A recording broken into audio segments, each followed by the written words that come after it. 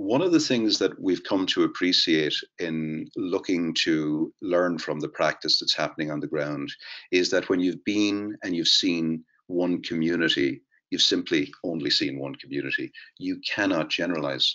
And I think this is important to say because an awful lot of the people that we work with in the institutional world will say, how do I standardize this? How do I commodify this? How do I scale this?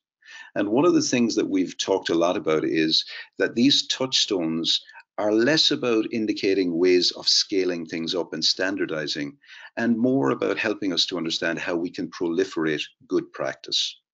One of the other things that we've learned a lot from practice is that best practice is the enemy of better practice.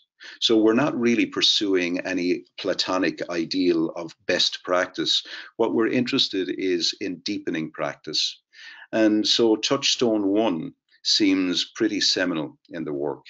Touchstone 1 is the recognition that perhaps ABCD, asset-based community development, has been misnamed, and that perhaps it might be more accurate and more descriptive to call it asset-based community-driven efforts. Because in a sense, if it isn't driven by community, it isn't ABCD. So how do we, perhaps many of the people listening here, for example, are practitioners who are keen to come alongside community effort without doing harm to it and stimulating that inside out change that John McKnight talked about in the last webinar, and that Paul and Tamarack are so committed to supporting the proliferation of across Canada. How do we stimulate that in a way that isn't about manipulation and it isn't about our agenda? It's extremely complex. But one of the first core efforts, I suppose, in trying to be helpful in community, whether you're a volunteer within the neighborhood or you're a practitioner trying to serve the neighborhood, is beginning to support the convening of what we call a community connector table or circle. In every community, as John said in the last webinar, there are connectors. And I think connectors, as distinct from maybe leaders or networkers, are people who are incredibly inspired by the prospect of connecting people who haven't been connected by their gifts. And I think critically are able to step back and leave those people take action of their own accord.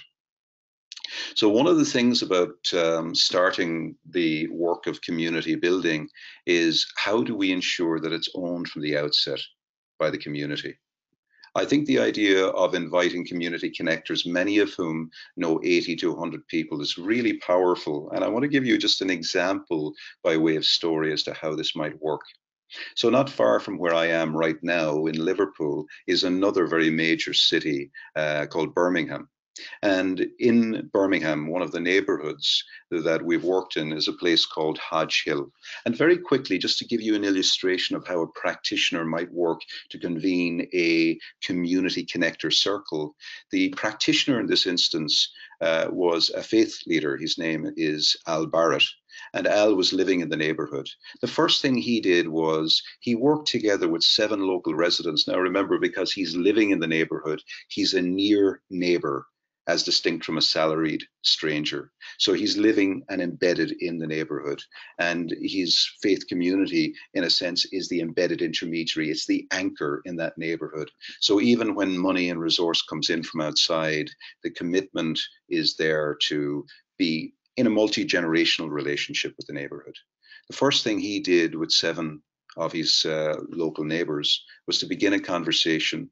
And the conversation they began was a conversation based around a question. And the question was, who are the unsung heroes in this neighborhood? And he was very clear in saying, we're not looking for leaders who stand at the front of the room or who chair meetings. We're really keen to find people who maybe are behind the scenes, who perhaps never come to meetings. And if they do come, they're more likely to be handing out cake in the middle of the room than they are to be chairing the meeting. Who are they? Those people that seem to have the capacity to connect people in a gentle way and to go at the speed of trust. And they went into the various bumping places and the places where people gathered together. And they had those conversations at 3 a.m. outside the fish and chip shop with young kids. During the knit and natter group with some of the older ladies, and during the repair cafe with some of the older men. They began the conversation about who is holding our community together. And across a number of months, they began to hear multiple rumors about people who were. They identified 93 people who the local residents believed were connectors.